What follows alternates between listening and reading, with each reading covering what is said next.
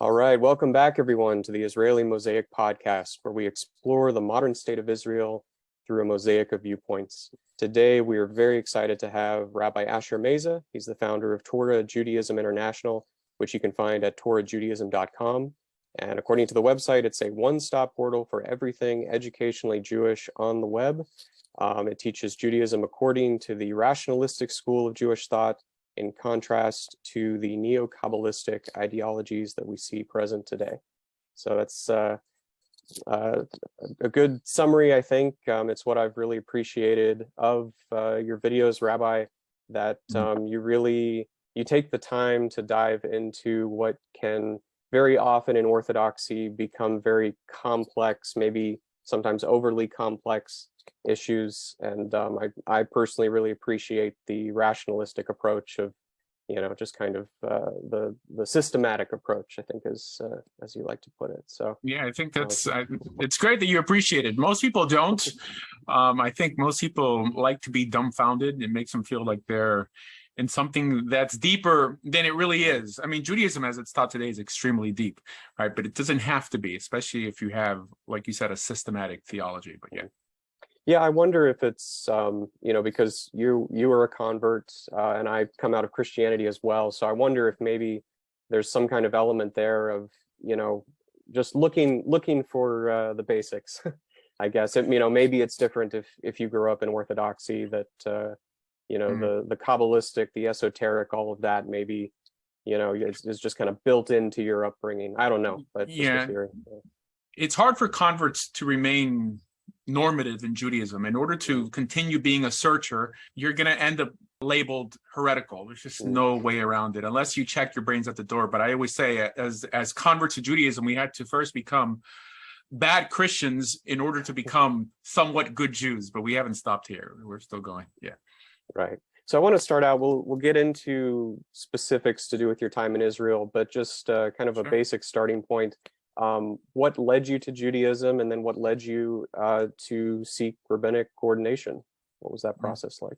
I was born Catholic. My family's from Colombia. Most people from South America typically start off Catholic. There's this big movement in the Hispanic world moving towards Protestantism. And that's what my mother went into. And my uncle is a prominent Messianic, but he was a Baptist preacher. And that was my first contact with the Bible, because as a Catholic, Catholics typically don't, even to today, the average, although I have met a handful of Catholic scholars, they're not as plentiful as people who actually walked around with the Bible under their arm.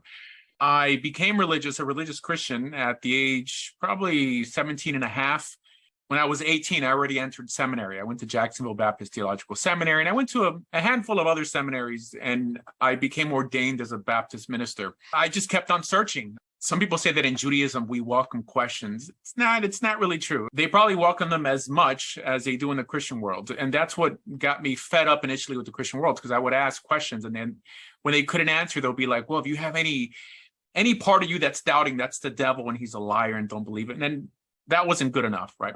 So I graduated into Judaism. I found myself in Israel learning in Aish Torah, partially in Or Sameach, and different yeshivas in Jerusalem. And I would ask similar questions. And okay, yeah, they would give you an answer, but similar to the Christian response, if you don't take their answer as gospel, I guess, for lack of a better word, you're escorted out of the base medrash or whatever. I found YouTube as an outlet. As I was learning, I would share it on YouTube. I know I'm moving sort of fast. Okay. So let me go back to in terms of how I left Christianity or why I left Christianity. So I started realizing that the authors of the New Testament, it really felt like it was written by someone else.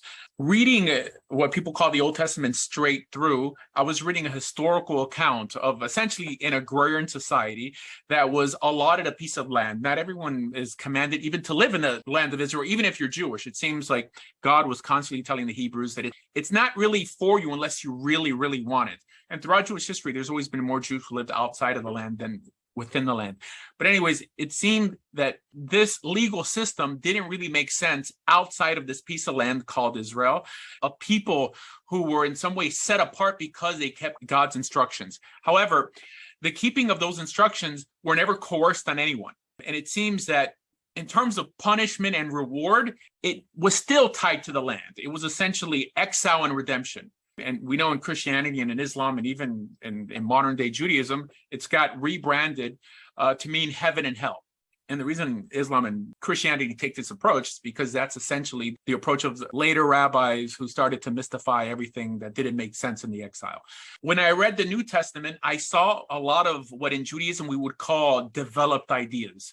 For example, ideas like the Messiah, heaven and hell, the resurrection of the dead, all these things appear in rabbinic literature. The problem is they don't appear in the Bible. So it really felt like I was studying, in terms of studying the New Testament, I was studying a byproduct of the original. The truth is that byproduct was created by Jews, but in Judaism, we're able to make a distinction between what is rabbinical, what was later developed, and what's source material. Now, I know there's many Jews nowadays that don't fail to make that distinction. However, from the academic, more rational side, we're able to make a distinction between the 5 books of Moses, between the prophets, between the writings, right? And Kabbalah, or I guess early Kabbalah would be known as Gnosticism.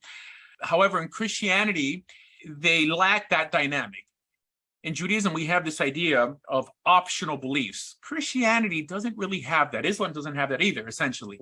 If you don't believe what they would deem to be a doctrinal element of the religion, you're welcome to leave the religion.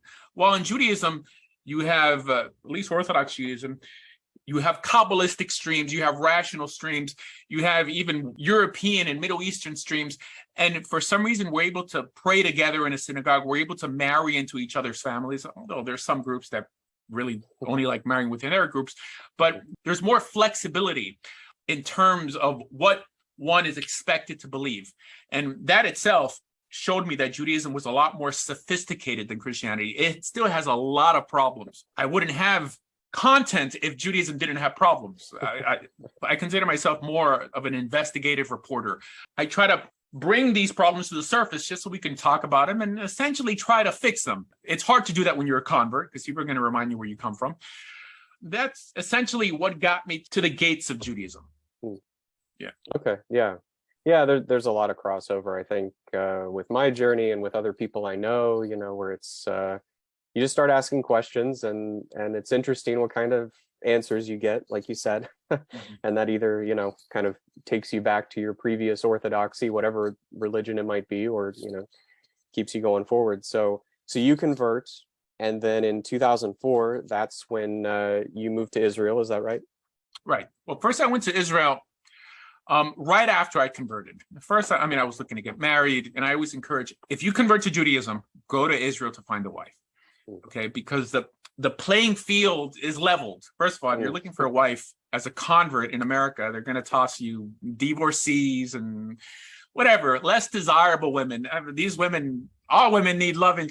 Now, why should you feel like a second-class citizen? So in Israel, we have the luxury of not having to meet their parents when we get engaged. And in the yeshiva system, you typically date for 1 or 2 weeks and then you get engaged. And so I went to learning yeshiva and to, God willing, find a wife. That's how it panned out.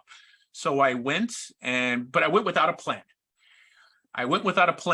Which, I'm limited. Jews are not as helpful. Okay.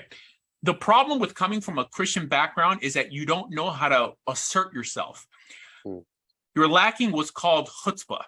If you don't have chutzpah in the Jewish world, you're not going to get anywhere. And they expect you to have it, not just in the Jewish community in America, but specifically in Israel.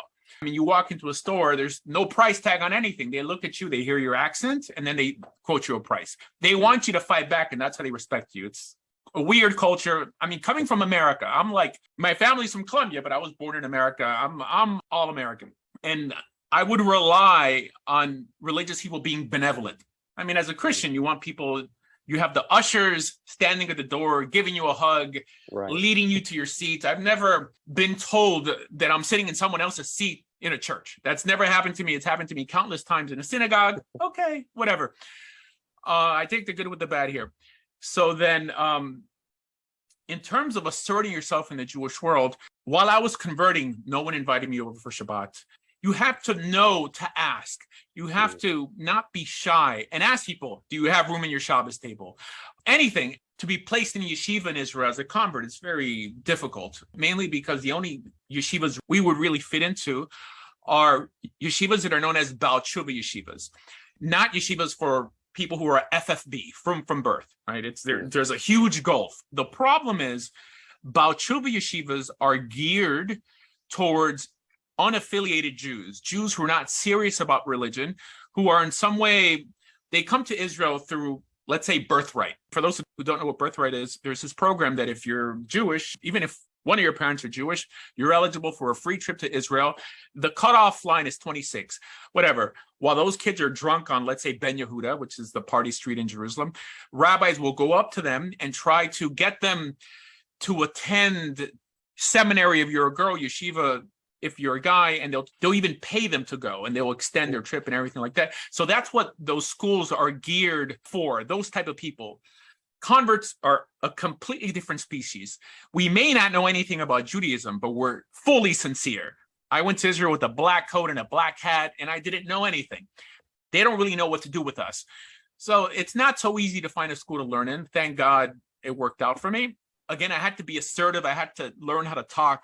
No one's going to give you anything for free in Judaism, at least as it exists today. I mean, I'm trying to change that. And I don't know how much one person can do, but one person can do a lot. So I encourage everyone out there to be assertive. It's funny. If I wasn't a Jew, it would sound anti-Semitic. You have to have a little chutzpah. You have to be in your face. I mean, anyone who's seen Seinfeld or Curb Your Enthusiasm understands what I mean.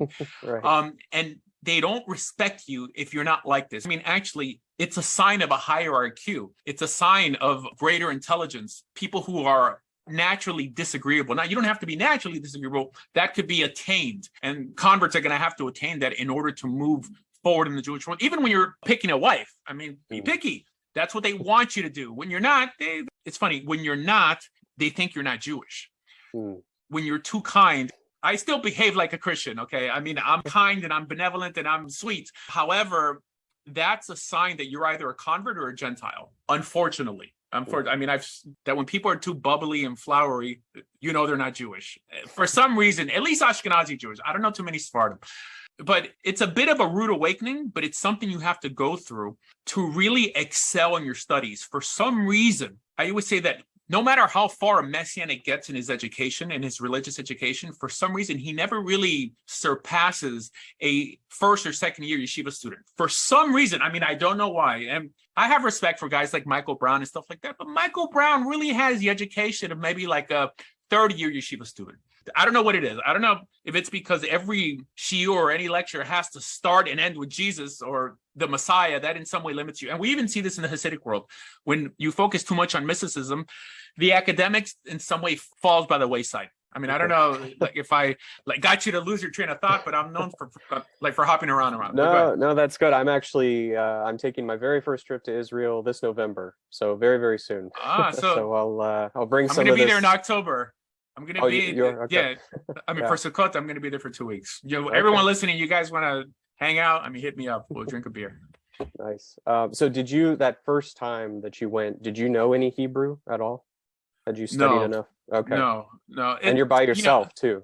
Yes, I was by myself. I'll tell you a weird story. So I arrived at the airport late at night, maybe like 2 a.m, and I didn't know anything. So I took a cab from Tel Aviv to Jerusalem. That's an amateur move, first of all. Everyone knows that you're supposed to catch a shirut, which is a little bus, like these little buses you catch from Tel Aviv to Jerusalem. They're very cheap, where you take the train from Tel Aviv, Lod, essentially. I mean, the Ben Gurion airport is in Lod. It's not really in Tel Aviv, to Jerusalem. Anyways, I took a cab and I told the cab, take me to the cheapest hotel in Jerusalem. So he took me to this place in Nachlaot by the Shuk called Hotel Itzik.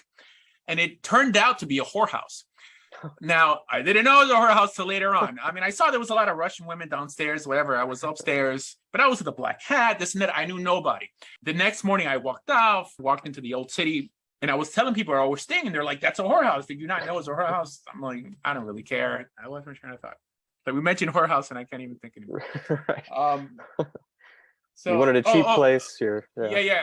Right. So in terms of learning Hebrew, you're never going to learn Hebrew well enough in the States. I mean, for it to be conversational, at least back then. I mean, I converted when the internet was in its infant stages. You really have to dive in. And I know there's some programs nowadays you could just dialogue with an Israeli. That's exactly what you're going to have to do in order to know Hebrew enough to talk to these guys.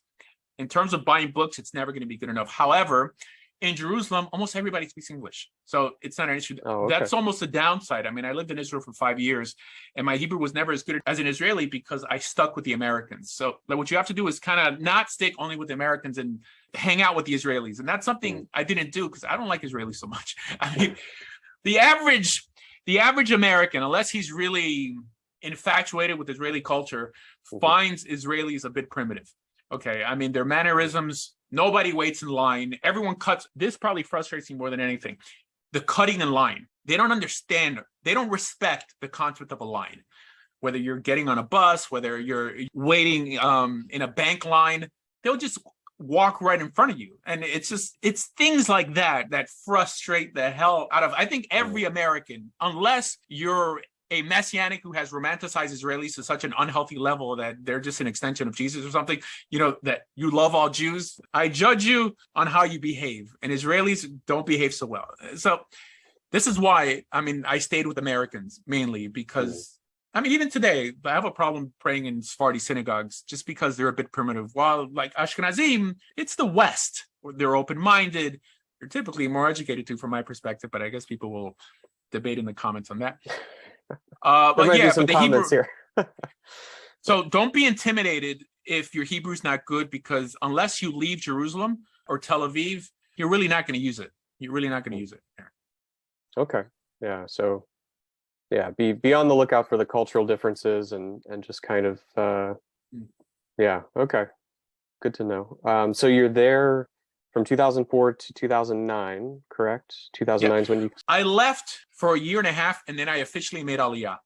So I was there for about a year and a half, almost 2 years, and then I met my first wife, and then we came to America. I lived in South Florida for a little while, and then we officially made Aliyah. So officially making Aliyah, they actually pay for your trip to Israel, and I don't know if this organization still exists. If it does exist, they don't give you as much money as before, but it was called Nefesh B'Nefesh. So yeah, I think they do.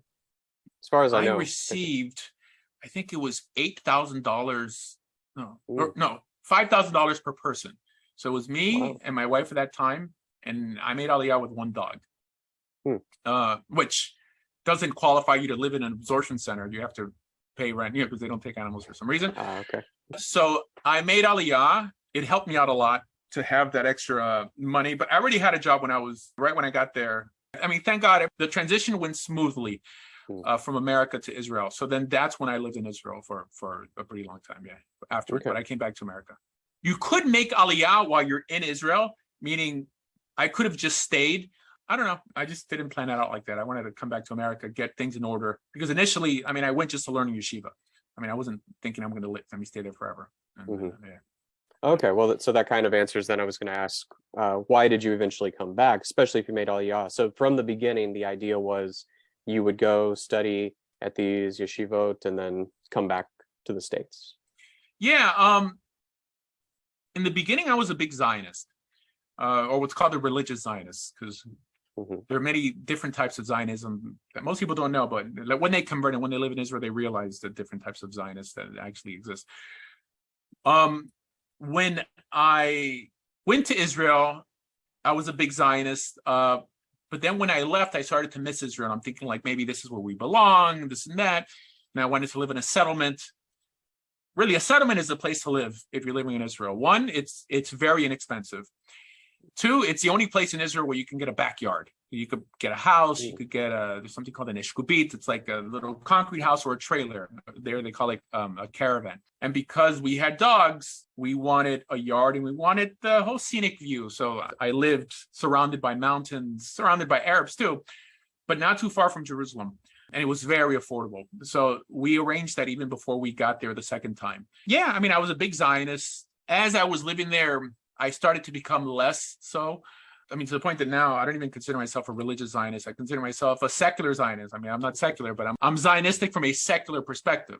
There's a famous rabbi, his name is Rabbi Yeshaya Leibowitz, who enjoys living in the land and appreciates everything the state of Israel has to offer, but not for religious reasons. So that's how I hold. And I mean, that's typically the Haredi approach. The Orthodox approach, the typical Orthodox approach is what's called non-Zionist. They're not anti-Zionist, and they appreciate the fact that there's a synagogue and a falafel shop in every corner. But they don't believe that Zionism as it exists today plays any part in the messianic process, versus a religious Zionist, what's called Dati Leumi, which are essentially the students of Rav Kook. Rav Kook is the major ideologue regarding that philosophy, is that the state of Israel is the first flourishings of the messianic age, and it has a role to play in the end times and all this stuff. I don't believe that, but at least not anymore, just because, I don't know, I changed. So that's the distinction then between like, groups like Neturei Karta, where they would be sort of actively anti-Zionist. Right. And this is more like I don't remember the term you used, but like a neutral. Right. They're called non-Zionist. Non-Zionist, right. Okay. But there's even a group between that. And the Neturei Karta is, I don't think you could get any more extreme than that, because they actually, it says, I've met the head of Neturei Karta a few times. His name is David Weiss. I davened in his synagogue in Muncie before. And he gave me his card and it said, "Pray for the peaceful dismantlement of Israel." And they actually march alongside Palestinians and stuff like that. So there's other groups like Satmar who are anti-Zionist but wouldn't dare march alongside Palestinians and in some way tolerate the state of Israel, but in their ideology teach that it's better if it didn't exist instead of actively working to dismantle it. And then there's non-Zionist, which is the average Orthodox approach, like the average black hat approach, which is, like I said, they enjoy all the benefits of having a Jewish homeland without attributing anything theological to it. And then there's something called Hardal. So Hardal is a mixture of Haredi and Dati Leumi. And Hardal in Hebrew literally means mustard. But Hardal means that you're half Orthodox and half, or that you're a religious Orthodox Zionist. They could be black hat, they could be, they're very observant, but they have tied the teachings of Rav Kook and other Zionist rabbis into their theology. Okay. So when it comes to, different groups that we've seen over the last, 50 years, even more, since Israel has been a state again, and you see groups from India and China and parts of Africa and all these places, many people, Messianic, maybe within Judaism as well, there's talk of like, the lost tribes, they're coming back, all this kind of stuff.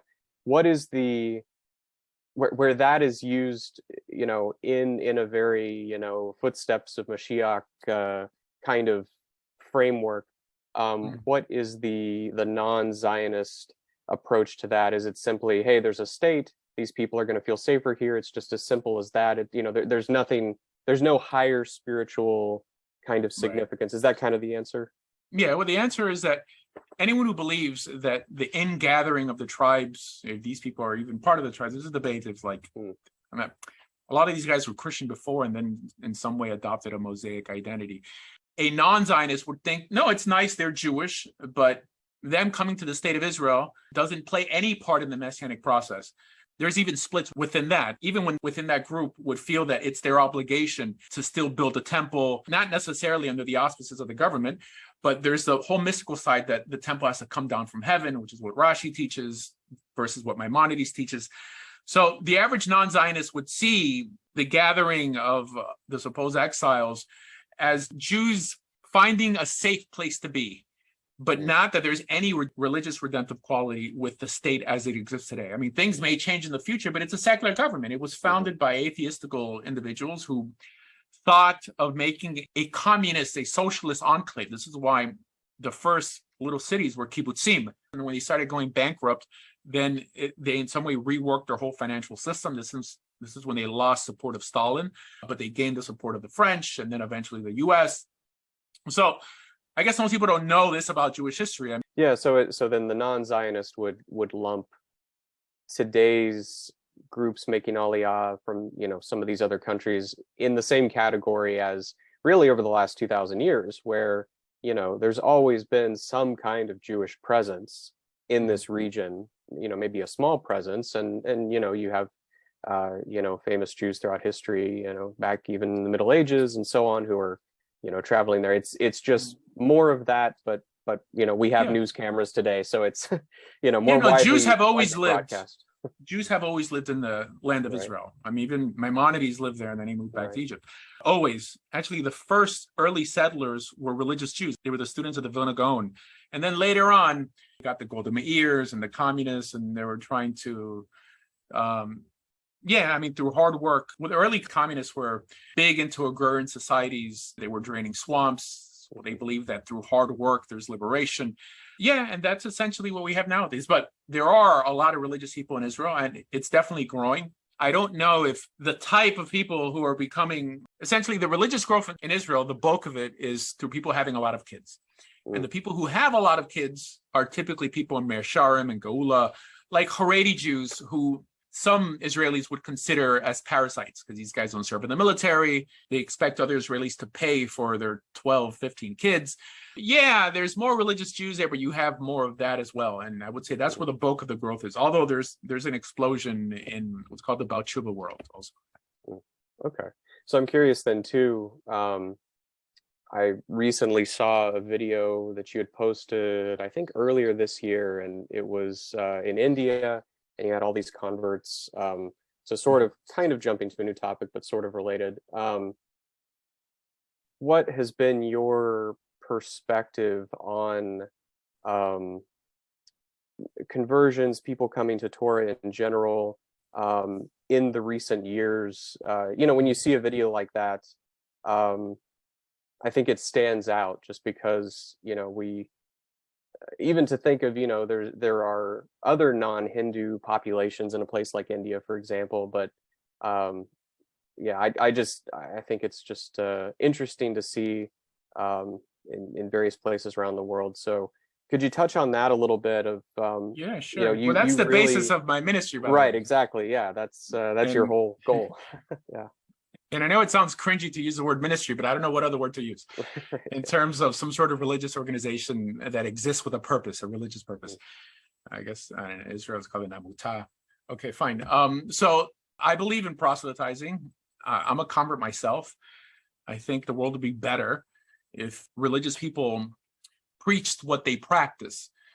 Most Jews say that this is for me and that's for you. And if you don't impact the world is going to impact you, essentially. So it's really a numbers game.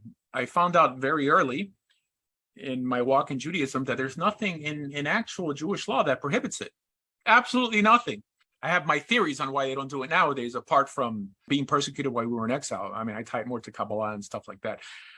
Since I became Jewish, I knew that I wanted to make everyone Jewish as well. I mean, I try to say what's good for me is good for others. And I think that's the proper thing to do. If you find something that has improved your life, why wouldn't you want to share it? Mm-hmm. And that's what I do. I debate many rabbis on it. And till today, 170 debates in, they always realize, okay, sure, there's nothing against it, but we may not do it. I mean, we don't do a lot of things nowadays we should be doing. So I don't think that should in any way set a precedent just because we don't do something that we shouldn't continue doing it. I get excited when I see places like India. The average Indian is very spiritually connected. Now, mind you, everyone we've converted in India so far, and this is a few hundred individuals, all came from Christian families. We haven't converted anyone from Islam or from Hinduism over to Judaism. For some reason, it just happened to be like that. But I feel that if I'm able to win India to Judaism, just India alone, right? I mean, assuming I would get 5% of the population, I'd have more Jews in India than in Israel. And from the outset of my ministry, one of the goals has been to de-ethnicize Judaism. I think Torah belongs to anyone who wants to keep it. And it shouldn't be tinged with ideas like falafel and bagels and Seinfeld. It's about Torah observance and about individual moral training.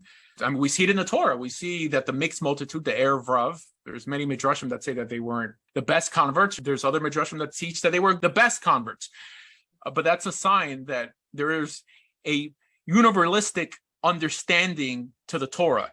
God may have had a promise with Abraham that he was going to give his descendants the opportunity to leave Egypt, but that doesn't mean that it was going to end with the Hebrews. No, that was going to be a platform, right? He was going to use them to essentially be a light to the nations. That's what the Torah says, that the people would inquire and say, because of the keeping of these commandments, and say, what a wise and discerning people, i.e. that we should join them. And I just always found that moving. I mean, as a Christian, this is what I did as well. I was a street preacher. I went where people didn't want to go. I was specifically a preacher, a missionary to gang members and prostitutes. And I mean, I just always wanted to put myself in danger. I don't have to deal with gang members and prostitutes to be in danger in the Jewish world. I mean, everyone wants to kill me for some crazy reason. And just the reason is essentially is because I encourage people to convert. So people, there's this whole this notion everyone loves converts. If Jews truly loved converts, they would want to see more converts, right? But anyways, that's what I do. Yeah. Okay. So with it, you're in Israel. Is there, you've touched on kind of cultural differences and things, that coming as an American maybe rub you the wrong way a little bit. Is all of that together what prompts you into the non-Zionist angle, or is there a specific moment? Is there a specific interaction with somebody, or is it just kind of the totality of the whole experience living there and thinking like, oh, this is, when I'm thinking of redeemed Israel, Isaiah 59:20, Jacob turning back, all this stuff. Is it a case of you're looking around and just not seeing that and thinking, oh, we're, you get what I'm asking you? The truth is, it's hard to take the Bible seriously and be a religious Zionist. The reason why is that we see God exile the Jews for much, much less than what Israelis are doing today. Israel is essentially a secular country. I would say possibly 90% secular. I guess God could use anything, but if it's the same God that we see appear in Tanakh, that he kicked them out of the lands for much, much less, now he's in some way going to use this as a catalyst for the Messianic age, it's hard to process that. So then I realized that, no, it behooves Israel not to identify as Israel. Because if they were truly identifying with Israel, assuming God's character doesn't change, then destruction's coming on Israel. Israel has more abortions per capita than the US, has more homosexuals within it per capita than the US. It's actually the gay capital of the world, Tel Aviv, that recently was voted. It's extremely to the left, i.e., it holds values that are antithetical to biblical values. It's really hard to marry both ideas, i.e. Herzl Zionism, right? I mean, even though someone considered themselves a religious Zionist, it's still built off of Herzl Zionism, and Torah. It just really doesn't mix. It doesn't mix. And I think it takes a little while after converting to come to that realization, because once all the dust settles and then you're able to see things for what they are. And that's one thing that made us religiously strong as Christians, the idea of sola scriptura, that we read the Bible for what it says. And it's just hard to just marry both ideas. And it's not something that I've come up with. The vast majority, I would say virtually all of our sages, all of our great rabbis came to the same conclusion. It wasn't really till Rav Kook that they even dreamt of the idea that a secularist could play any part in the redemptive process. It just doesn't make any sense theologically. So that's why I became what's called a religious anti-Zionist. However, I am a secular Zionist. That means I believe in the tenets of Herzl Zionism, which had nothing to do with Judaism to begin with. As a matter of fact, he first considered going to Sudan, Argentina as well. The later Zionists settled with Israel, I essentially think, because they realized that they couldn't really grow the state if they didn't settle in that piece of land. They wanted to put other Jews through a guilt trip to bring them back to the land. Back then, the government was run by the Labor Party, by the left. And in order to work in the land of Israel, in the state of Israel, you had to have a red card. However, they wouldn't give you that card if you didn't agree to work on the Sabbath. They would align people as they got out of the airplanes, and they would cut their peyot and shave their beards off. This is how anti-religious the early Zionists really were. Someone has to be really unaware of early Zionist history to hold a religious Zionist position, from my perspective. Yeah. And that's really my hope with this channel, is to cover, when I say the modern state, I really want to start with the late 1800s and really kind of, paint a picture for people. And I had a question, something you just said. So how about you? I mean, have you converted yet, or you're in the process, or what? Yeah, so I'm there was a recent video of yours I saw, and you were having this discussion with a woman on there who, very different situation from me, but I guess she wanted to convert, but she was married and her husband was a Christian and he didn't want her to. And you said there was a phrase you used, and I kind of resonated with that of, I'm sort of I'm on that path. I'm You're in studying, transition. I'm learning. I'm in transit. Yeah, it's definitely a journey. Yeah, back in the fall of 2016, I was just kind of going about my typical Protestant life, and I'd always been studious, and I'd always wanted to dig deeper and get to the roots of things, and I just kind of came across the whole idea of these Torah movements within Christianity, and that kind of got the ball rolling. And what's this Torah thing all about? And here I am. So welcome. Yeah. No, thank you. Yeah, you've come home. Yeah, I mean, it's there's been a handful of verses, like possibly, if I had to choose a favorite verse in all of Torah, possibly depending on whether you have a Christian or Hebrew Bible, but the last verse of Deuteronomy 29, the hidden things, the mysterious things, that's for Hashem, and for us and our children after us and so on, it's what's been given. And verses like that have really been a bedrock foundation for me, and as so much of the esoteric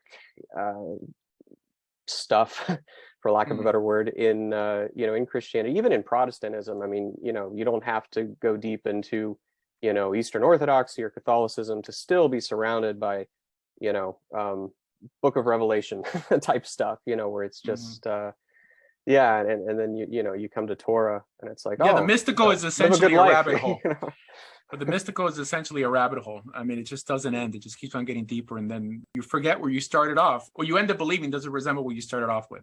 Right. So it's just it's better to just stick with the basics. Yeah. And that's what I love about that verse in Deuteronomy 29 of like, sure, there's so many questions about life, the universe, and everything that I could never begin to answer, but I don't really have to worry. It's the one thing that many people who create other religions fail to realize with that verse is that anything you come up with is just your opinion. So it's your own personal devotional understanding to it. And it would be wrong for you to say, well, why don't you see what I see?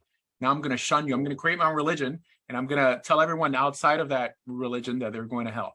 So I think a reasonable person could appreciate that we all have devotional approaches, even if someone wants to believe that Jesus is the Messiah, right? That's fine. The problem is when you start telling someone, well, God is now unhappy just because you're not convinced with Paul's rendition of how Jewish history or the Bible really works, right? I mean, that's just his opinion, however, there's something that we can't disagree on as believers in the Bible, and that's the Torah. Torah tells us to do something, do it. And in terms of later developed ideas, those we could disagree on and still get along. Yeah, if Torah can suddenly have all of these different, personal revelatory meanings depending on the person, then all of a sudden there's no such thing as a false prophet anymore. There's no there's no sort of and I think that's even still accounting for cultural context and linguistic context and ancient Near Eastern context, all of these different things, that I think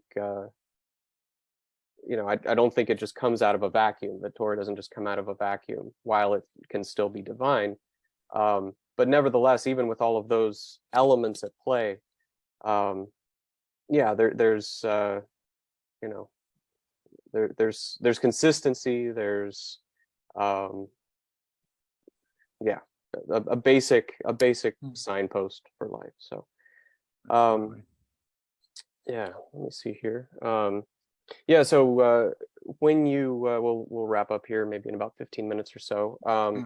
When you're interacting with people in India or wherever around the world they may be, as these people are converting, do they have a mindset going into it of, oh, I want to make Aliyah, and is there some sort of Zionist element there, because Absolutely. maybe especially coming from Christianity, and Yeah. So maybe speak on that a little bit. Yeah, no, absolutely. They in some way deify the Jewish people to such an unhealthy level.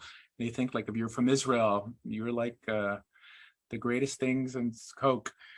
I really try to pull them away from that. One, it's ridiculous, right? I mean, it doesn't matter if you live in the land of Israel. That doesn't make you any holier to God. It depends what you know. If you're a decent person, the bulk of the people who live in Israel aren't even religious. The problem with India, and it's not really with just conversions I do, anyone who converts you in India, the state of Israel will not grant you citizenship because they don't accept converts from India, from South America, from Africa. These individuals would have to travel to the state of Israel to convert. Israel sometimes, occasionally, will go to some parts in Europe. They'll send some people to Rabbanut to convert certain groups there, but it's quite rare. So I tell them that what they should do is stay in India, because if everyone moves to the state of Israel, then you're essentially burning the bridge you just crossed. There's no community. When someone comes after you with the same questions, with the same desire to know God, I mean, they're not going to have anything there.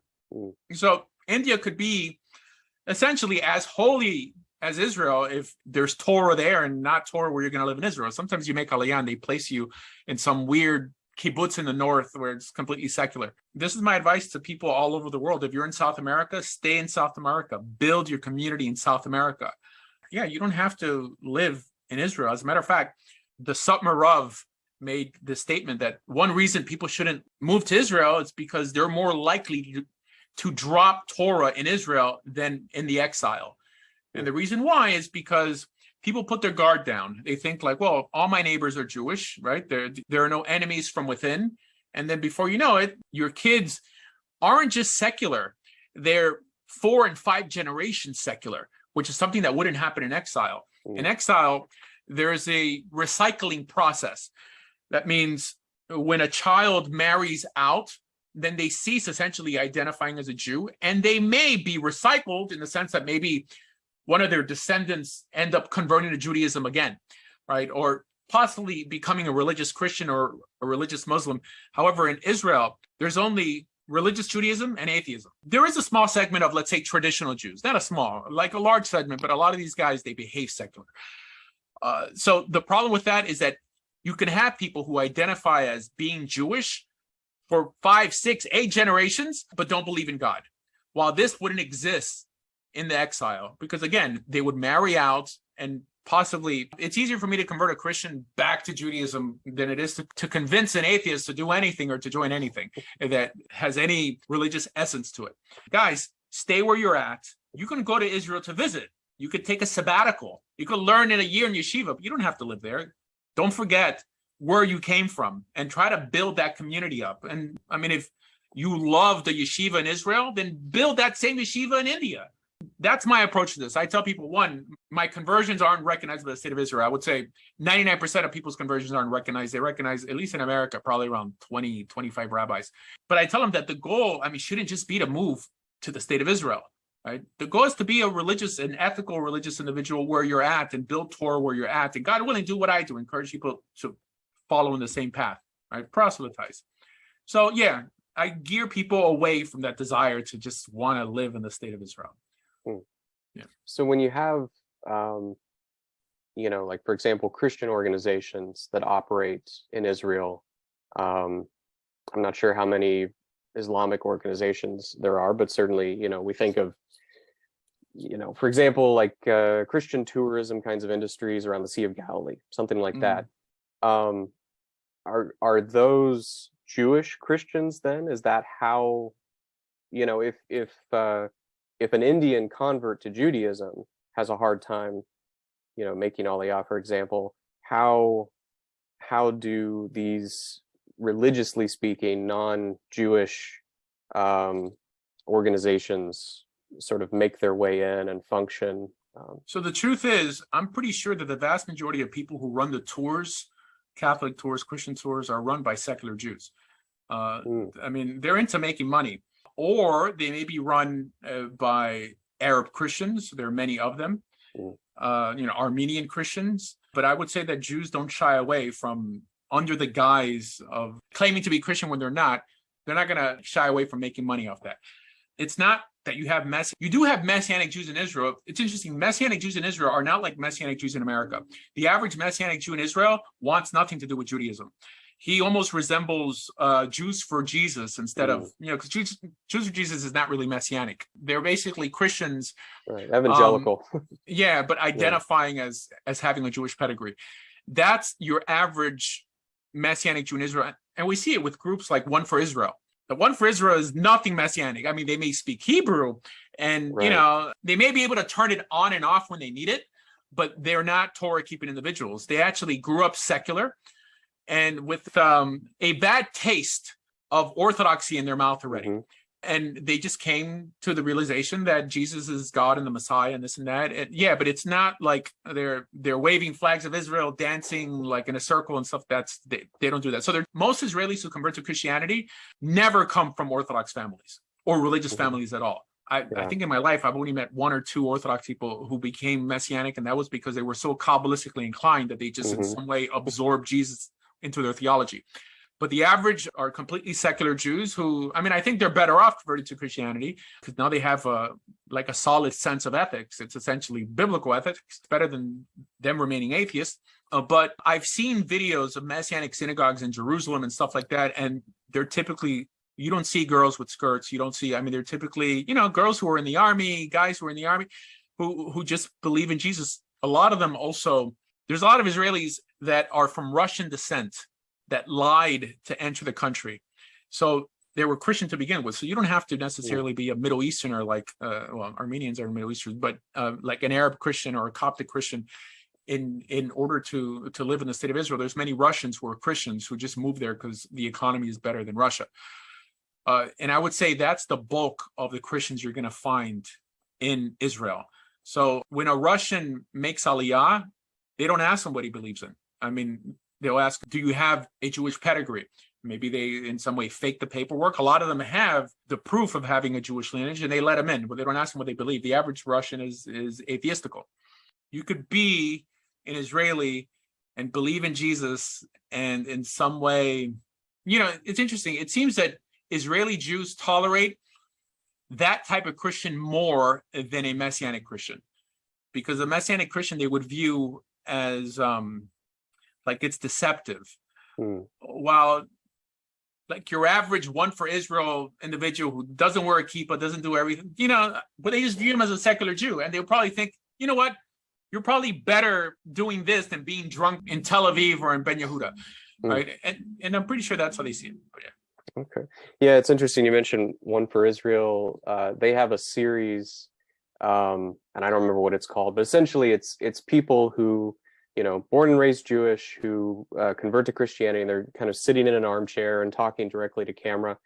And what you just said sort of plays out if you watch enough of these, where the common theme is that, maybe they went to shul, once a year, something like that. And there's, oftentimes kind of this negative association with orthodoxy. And I just find it really interesting. They turned it on and off, by the way, when they need it. Like during a debate, for example, I've debated, there's a Messianic rabbi, his name is Yitzhak Shapira. And then he's like, I grew up Orthodox. Nonsense. The reason they say that is because until very recently in Israel, all the synagogues were Orthodox.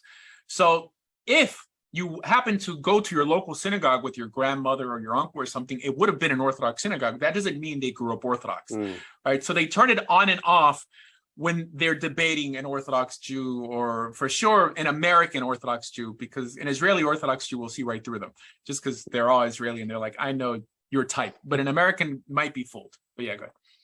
Yeah, no, just, I just think it's interesting. And One for Israel in particular, like I said, it has this series where, you don't have to speculate on this. It's not hearsay. You can literally watch the playlist of these videos, and that's the common theme, is that, I'm Jewish and I became a believer in Jesus, and you listen to what they're saying. It's like, oh, well, we went to the synagogue once or twice a year, and, we weren't particularly spiritual, particularly religious. And then I found Jesus, and suddenly, now I have a connection to God and all of these things. And so, I just, it's a thing.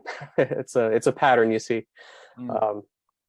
Good, bad, or indifferent. But yeah, so this has been a fantastic hour getting to speak with you. And as I hope that this podcast kind of gets legs and has a future, love to have you on again in the future and talk about other things. But Sounds good. yeah, you're a guy who makes interesting videos. The stuff you deal with, it's the kind of stuff that people are going to have an opinion on. So everybody watching, go check out Rabbi Meza's stuff and see what you think. The whole point of this channel is like a mosaic. That's not in terms of Moshe, but in terms of a big kaleidoscope of ideas and perspectives. And so thank you for sharing yours today. No problem. Anytime. All right, so we will check out here. So bye everybody.